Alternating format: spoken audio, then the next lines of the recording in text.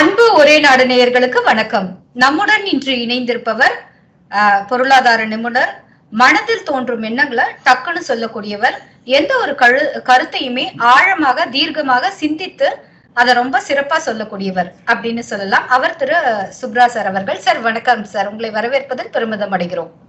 வணக்கம். வணக்கம் Subha madam. Sir, அது என்ன சார் கணக்கு? ஆண்டாண்டு காலமாக ஒரு தொகுதி, பொதுவாகவே ஒரு தொகுதியில நம்ம போட்டிட்டோம்னா முன்னாடியே சொல்லிட்டு தான் தேர்தல்ல போட்டிடுவாங்க. ஆனா இங்க ராகுல் காந்தி அவர்கள் வயநாடு தேர்தல் முடிந்த பிறகு அமேதியில் இவர் போட்டியிடுவார் அப்படின்னு பெரிதும் எதிர்பார்க்கப்பட்ட நிலையில் அமேதியிலிருந்து தன்னுடைய தாய் அவருடைய தொகுதியான ரபேலிக்கு மாறி இருப்பதன் காரணம் என்ன? இந்த கணக்கு என்ன? காங்கிரஸ் இந்த இடத்துல போடுற கணக்கு என்ன சார்? இல்ல, இதுல ஒன்றும் ரொம்ப புதிரா நம்ம பார்க்க வேண்டாம். பொதுமக்களுக்கு வேணா இது ஒரு இன்னைக்கு திடீர்னு ஒரு சர்ப்ரைஸா இருக்குமே தவிர, என்னைக்கு சோனியா காந்தி அவர்கள் ராஜ்யசபா சீட்டுக்கு நாமினேஷன் ஃபைல் பண்ணாங்களோ அப்பயே தெரிஞ்செடுத்து ராபேரியில ஏதாவது ஒரு காந்தி ஃபேமிலி மெம்பர் நிக்க போறாங்க. சரிங்களா? ஸோ அதுக்கு ஒரு தள்ளுமல்லு ஏற்பட்டது. அதாவது பிரியங்கா காந்தியும் அது கேட்டாங்க, அவங்க கணவராக இருக்கிற அவரும் கேட்டாரு, வடவரா அவர்களும் கேட்டாங்க. ஸோ அதுக்கப்புறம் என்னன்னு பார்த்தோம் வச்சுக்கோங்களேன், இந்த அமேதியில ஒரு கடந்த ஒரு 4-5 தேர்தல்களாகவே பார்த்தீங்கன்னா அவங்களோட வாக்கு சதவீதம் வீழ்ச்சி அடைந்து வந்தது. அதுவும் எஸ்பெஷலி பார்த்தீங்கன்னா 2014 பார்த்தீங்கன்னா ராகுல் காந்தி ஒரு 4 லட்சம் வாக்குகள் வாங்கினார். அப்போ 1 லட்சம் வாக்கு வித்தியாசத்துல ஸ்மிருதி இரானி தோற்று போனார்கள். அதுக்கப்புறம் என்ன பண்ணாங்கன்னா, ஸ்மிருதி இரானி கண்டிப்பாக இந்த தொகுதியை வென்றே எடுக்கவேன்னு சொல்லிட்டு அவங்க வீட்டையே காலி பண்ணின்னு அங்கே போய் குடிபெயர்ந்து அந்த தொகுதிக்குள்ள இருந்து அங்கேயே ரேஷன் கார்டு எல்லாத்தையும் வாங்கி அங்க உள்ள பொதுமக்களுக்கு பணியாற்ற, அதாவது நீங்க தேர்தலில் ஜெயிச்சாதான் தொகுதிக்கு பணியாற்றணும்னு அவசியம் இல்லைங்க. இப்ப தெரியும், ராகுல் காந்தி வயநாடுல வந்ததே இல்லைன்னு சொல்றாங்க. யார் சொல்றாங்கன்னா பிஜேபியில சொல்லல, என்டிஏ கூட்டணியில சொல்ல, ஆனி ராஜா சொல்றாங்க அவர் அங்க வரவே இல்லை அப்படின்ட்டு. நம்ம அதுக்கப்புறம் வருவோம். ஸோ அந்த 2014 வாங்கின வாக்குகளை விட 2019 ஒரு 5000 வாக்கு தான் ஜாஸ்தி வாங்கினார் அவர். ஆனா ஸ்மிருதி இரானி பாத்தீங்கன்னா அவங்க ஒரு 3 லட்சம் வாக்குகள் வாங்கினாங்க. அதற்கப்புறமா 4,70,000 வாக்குகள் கிட்ட வாங்கிட்டாங்க அவங்க.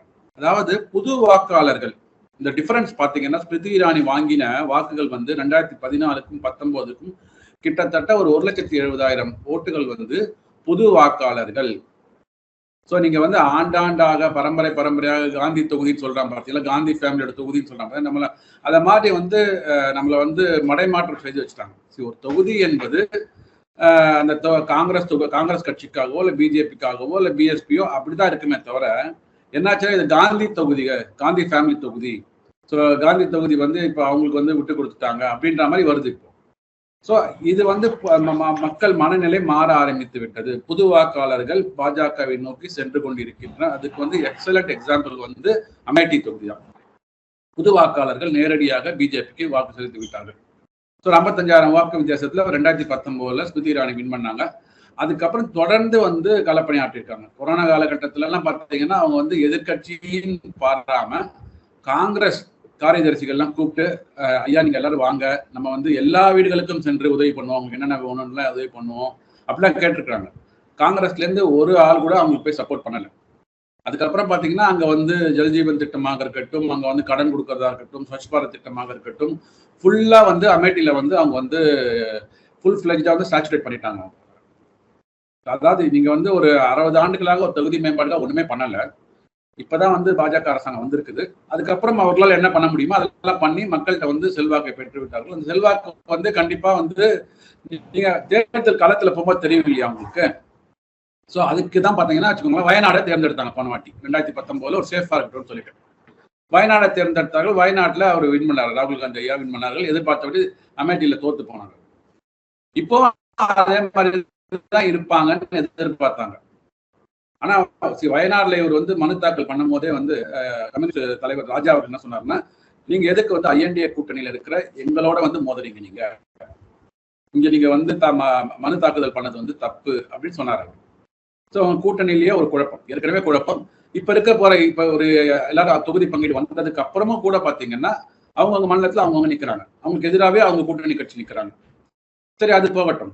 ஆனா பிரைம் மினிஸ்டர் மோடி சொன்னாரு, இதெல்லாம் நடக்கிறதுக்கு முன்னாடி ஒரு 10 நாளுக்கு முன்னாடி நினைக்கிறேன், வயநாடு தேர்தல் முடிந்த பிறகுதான் அமேதி தொகுதிக்கு நான் ஃபைல் பண்ணுவாங்க சொல்லிட்டாரு. கரெக்டா அவர் சொன்னபடிதான் நடந்தது.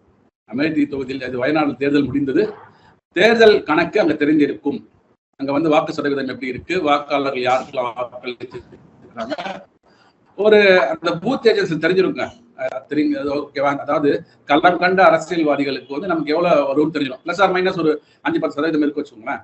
அப்போ உங்களுக்கு ஒரு சென்ஸ் தெரிய ஆரம்பிச்சிடும். ஸோ அப்போ வந்து பயந்துட்டாங்க, கண்டிப்பாக பயந்துட்டாங்க, ஒத்துக்க வேண்டிய விஷயம்.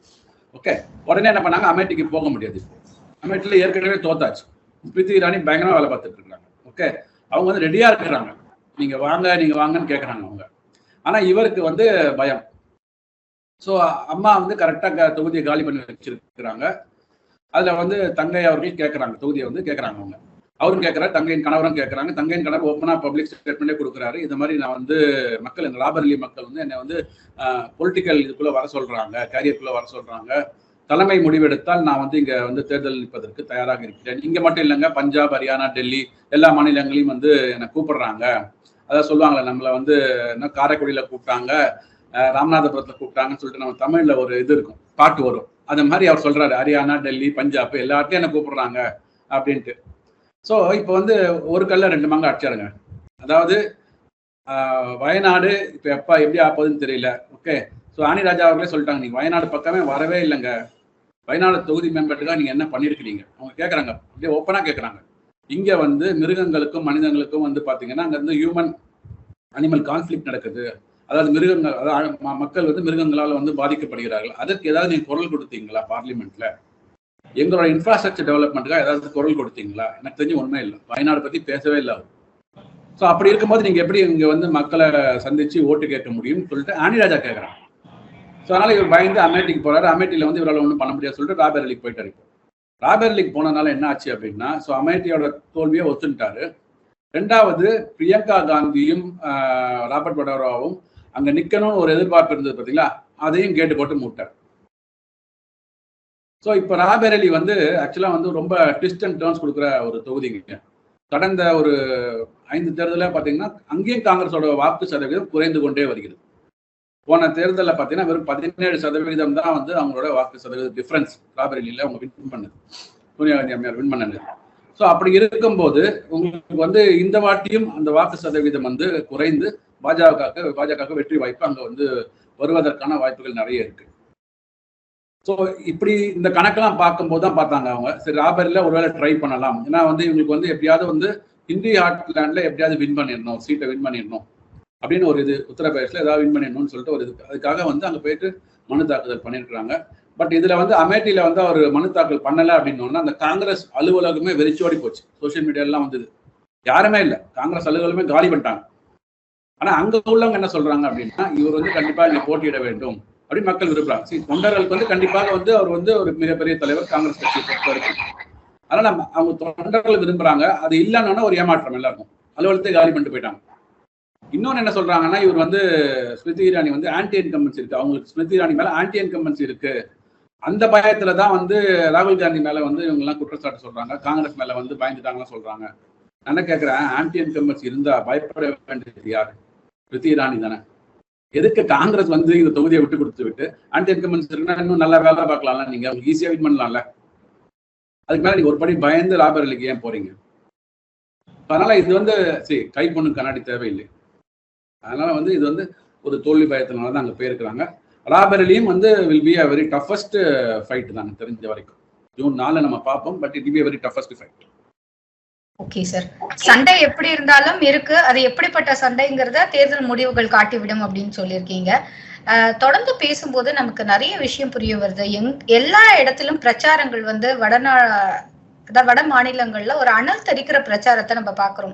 அது பீகார்ல வந்து நிதிஷ்குமார் மோடி அவர்களின் பிரச்சாரமாக இருக்கட்டும், இல்லைன்னா எதிர்கட்சியாக செயல்படுகிற தேஜஸ்வி யாதவின் பிரச்சாரமாக இருக்கட்டும், இந்த பக்கம் அப்படியே வந்தீங்கன்னா யூபியில இருக்கிற பிரச்சாரமாக இருக்கட்டும், டெல்லி, எல்லா இடத்துலயும் அனல் தெரிக்கிற பிரச்சாரங்கள் நமக்கு காட்டுவது என்ன, இந்த நேரத்துல சில வேட்பாளர்கள் மீது குற்றச்சாட்டுகளோ இல்லைன்னா வந்து வேட்பாளர்கள் வந்து பின்னடைந்து, அதாவது அவங்க வந்து வாபஸ் வாங்கிட்டு போறதோ எதை நமக்கு காட்டுது? ஏன்னா நம்ம பேசிக்கொண்டிருக்கும் இந்த நொடி கூட சூரத்ல இருந்து சூரத்தை தாண்டி புரியிலேருந்து அந்த இடத்துல இருந்து ஒருத்தவங்க வந்து வாங்கிட்டு போயிருக்காங்க, வாபஸ் வாங்கிட்டு போயிருக்காங்க காங்கிரஸ் வேட்பாளர். ஏன்னா ஃபண்ட் வந்து இல்ல, சோ எனக்கு வந்து ஃபண்டிங் வந்து செலவு பண்றதுக்கு இல்ல, அதனால நான் வந்து வாபஸ் வாங்கிக்கிறேன் அப்படின்னு சொல்லிட்டு புரியிலேருந்து ஒருத்தவங்க வந்து வாபஸ் வாங்கிட்டு போயிருக்கிறதா தெரியுது சார். சோ எந்த மாதிரியான ஒரு தாக்கத்தை வந்து மக்கள் கிட்ட ஏற்படுத்த போகுது, இது எப்படி இருக்கும் சார் இந்த தேர்தல்? அது எனக்கு ஒரு நிகழ்ச்சி தான் ஞாபகம் வருது. இப்போ ஒரு 1.5 மாதங்களுக்கு முன்னாடி காங்கிரஸோட வங்கிய கணக்கை வந்து இன்கம் டாக்ஸ் டிபார்ட்மெண்ட் வந்து முடக்கினாங்க. உடனே அவங்க என்ன சொன்னாங்கன்னா, எங்கள்கிட்ட வந்து கட்சியை நடத்துவதற்கே பணம் இல்லை அப்படின்னு சொல்லிட்டு வந்து பிரஸ் மீட்லாம் கொடுத்தாங்க. அப்படியே வந்து ஒரே மனம் முருகி கரைந்தெல்லாம் பேசினாங்க எல்லா தலைவர்களும். ஆனா இப்ப வந்து இந்த ராபரியில வந்து அவர் வந்து இது மனு தாக்குதல் பண்ணார் பாத்தீங்களா? அப்ப வந்து 2 சார்ட்டர்ட் ஃபிளைட்ஸ் பெரிய விமானங்கள் முழுவதும் காங்கிரஸ் அவரோட பிரமுகர்கள், 2ஆம் கட்ட தலைவர்கள், இங்க இந்த DK கர்நாடகால இருந்து தலைவர்கள் அனைவரும் அங்க போயிட்டு ராபரியில வந்து மனு தாக்குதல் பண்ணாங்க. நீங்க பணமே இல்லைன்றீங்க. இப்ப பாத்தீங்கன்னா அந்த சூரத்ல அந்த பூனேல இருக்கிற அந்த மனு தாக்குதல் பண்ற காங்கிரஸ் வேட்பாளருக்கு பணம் இல்லைன்னு சொல்லிட்டு அவர் வாபஸ் வாங்குறாரு. அப்போ நீங்க என்ன இருக்கிற பணத்தை எல்லாம் வந்து உங்க ஃபேமிலிக்கு மட்டுமே, நீங்கள் வந்து தொகுதியில வின் பண்ணணும்ன்றதுக்காக மட்டுமே வந்து வேலை செய்யறதுக்காக பணத்தை வந்து ஒரு இடத்துல மட்டும் செலவு பண்ணிட்டு உங்களோட உண்மையான விசுவாசிகளுக்கு வந்து நீங்க வந்து காங்கிரஸ் கமிட்டில பணம் தர மாட்டீங்க. அப்படி இருக்கும்போது இது காங்கிரஸ் அந்த வேட்பாளர்கள்ட்ட வந்து அந்த மனநிலை தான் இது பிரதிபலிச்சிருக்கு. ஸோ இவங்க சொல்றது ஒண்ணு, பட் செய்யறது ஒண்ணு. ஸோ பணம் இல்லைன்னு சொல்லிட்டு, ஆனா இவங்களோட இதுக்கு மட்டும், இவரோட கேம்பெயினுக்கு மட்டும் பணத்தை செலவழித்து தன்னோட வெற்றி, அந்த ஒரு தொகுதியிலேயாவது நம்ம வெற்றியை வந்து நம்ம வந்து பதிச்சிட வேண்டும். ஏன்னா இப்போ ஒரு 52 சீட்ல வின் பண்ணி வச்சிருக்கிறாங்க கடைசியா. அது 52ன்றது இப்போ 40 குறைய போதா 30 குறைய போதான்னு தெரியல. அட்லீஸ்ட் அதை வந்து காப்பாற்றணும், அட்லீஸ்ட் 4வது வின் பண்ணணும்ன்றதுக்காக மட்டுமே இருக்கிற பணத்தை வந்து அங்கே செலவழிக்கணும் அப்படின்ற மாதிரி பண்ணிட்டு இருக்காங்க. தவிர அதுதான் அனைத்து காங்கிரஸ் இந்த அமையத்தில் வந்து அலுவலகம் காலியானது கூட அதை தான் கூட்டிட்டு காமிக்கிறது. ஸோ அவங்களுக்கு மேல வந்து ஒரு தலைமை மேலே ஒரு தலைமை மேல அதிருப்தி இருக்கு. கார்கே அவர்கள் வந்து பெருசா வந்து தன்னிச்சையாக ஒரு நல்ல ஒரு டைரக்ஷன்ல கட்சி எடுத்து போறது இல்ல, ஒரு ஷேடோ பிரசிடென்ட்ஷிப் தான் பண்ணிட்டு இருக்கிறார் அவரு. ஆக்சுவலா பின்னாடி வந்து இயக்குவது வந்து சோனியா காந்தியும் ராகுல் காந்தியும் தான். அது வந்து மாற்று கருத்தில் அனைவருக்கும் தெரியும். ஸோ இவர் தன்னிச்சையாக வந்து ஏதாவது ஒரு தொண்டர்களை குஷிப்படுத்துவதற்காக கூட்டங்களை கூட்டி என்ன ஸ்ட்ராட்டஜி பண்ணணும், எதற்கெடுத்தாலும் வந்து மோடியை வீழ்த்த வேண்டும், தனி மனித தாக்குதல் தான் எப்பவுமே. நான் வந்து NDA அரசாங்கத்தை வந்து வீழ்த்தி விட்டு UPA அரசாங்கம் வந்ததுன்னா, இண்டி கூட்டணி வந்தது அப்படின்னா நாங்க இதெல்லாம் பண்ண போறோம் அப்படின்ற மாதிரி சொல்லி ஒரு பாசிட்டிவ் கேம்பெயினே இல்லை. எதற்கெடுத்தாலும் வந்து பாஜக வந்து பிரிவினைவாதத்தை தூண்டுகிறார்கள், மத சார்பின்மைன்னு சொல்லிட்டு வந்து மதங்களை பிரிக்கிறார்கள். இதுதான் எமோஷனலா தான் வந்து பொலிட்டிக்கல் அனலைஸ் பண்ணிட்டு இருக்காங்க, அப்ரோச் பண்ணிட்டு இருக்காங்களே தவிர ஒரு நல்ல ஒரு ஸ்ட்ராட்டஜியா விஷனை நோக்கி இவங்க என்ன சொல்றாங்க, NDA அரசாங்கம் விக்ஷித் பாரத் 2047 2047 இந்தியாவை நாங்கள் வல்லரசாக்க போறோம்னு சொல்றாங்க. அந்த மாதிரி வார்த்தைகள் எதுவுமே இங்க இல்லை. 2030 வந்தீங்கன்னா நான் $7 trillion எக்கானமி ஆக்க போறேன்றாங்க. ஸோ அந்த மாதிரி மக்களுக்கு வந்து எந்தெந்த திட்டங்கள் தேவை, எப்படி பண்ண போறோம், அதை தான் சொல்லி வாக்கு கேட்குறாங்க. அப்கோர்ஸ் நீங்க காங்கிரஸ் மேனிஃபெஸ்டோல சொன்ன தவறுகளை வந்து சுட்டியும் காட்டிட்டு இருக்கிறாங்க. நமக்கு வந்து ஸ்ட்ரென்த் என்னன்னு தெரிஞ்சிடுச்சு, ஸ்ட்ரென்த்தை டெமான்ஸ்ட்ரேட் பண்ணி டெலிவர் பண்ணியாச்சு. நிறைய பேர் கேட்குறாங்க, ஏன் வந்து பிஜேபி வந்து அவங்களோட ஸ்ட்ரென்த் சொல்றது இல்லை, தான் அவங்க செஞ்சு காமிச்சுட்டாங்களே. 2024 வரைக்கும் என்ன எப்படி டெவலப்மெண்ட் பண்ணா, லாஸ்ட் 10 இயர்ஸ்ல என்ன பண்ணோம்னு சொல்லிட்டு டெமான்ஸ்ட்ரேட் பண்ணி டெலிவரும் பண்ணியாச்சு. ஸோ இப்போ இந்த காங்கிரஸ் மேனிஃபெஸ்டோ நீங்க என்னெல்லாம் சொல்லியிருக்கீங்க, 1 லட்சம் ரூபாய் வந்து மகாலட்சுமி திட்டத்துக்கு மேலாம் கொடுக்குறேன்னு சொல்றீங்க, வேலையில்லா பட்டதாரிகளுக்கு பணம் கொடுக்க போறேன்றீங்க. ஸோ இந்த மாதிரிலாம் இருக்கும்போது உங்களுக்கு வந்து ஒரு ஏற்கனவே இந்த மாதிரியான வாக்குறுதிகளை வந்து கர்நாடகாவில் கொடுத்து அதனால டெவலப்மெண்ட்ஸ் நான் பண்ண முடியாதுன்னு சொல்லிட்டு ஒப்புதல் வாக்குமூலம் DK சிவகுமார் கொடுத்துருக்கிறேன். ஸோ அதாவது எதையுமே இம்ப்ளிமெண்ட் பண்ண முடியாத வாக்குறுதிகளை மட்டும் கொடுத்து மக்களை ஏமாற்றுவதற்கான ஒரு இதுதான் வந்து மேனிஃபெஸ்டோ தான் காங்கிரஸ் மேனிஃபெஸ்டோ அப்படின்ட்டு சொல்றது வந்து கண்டிப்பாக வந்து ஆளும் கட்சியோட கடமை. அதுதான் பண்ணிட்டு இருக்காங்க. ஸோ இவங்களோட ஸ்ட்ரென்த்தை வந்து டெலிவர் பண்ணினதுனால மக்களுக்கு வந்து ஒரு விதமான ஒரு கலக்கமும் இல்லை, பயமும் இல்லை. அப்படிதான் இந்த தேர்தல் போயிட்டு இருக்கு.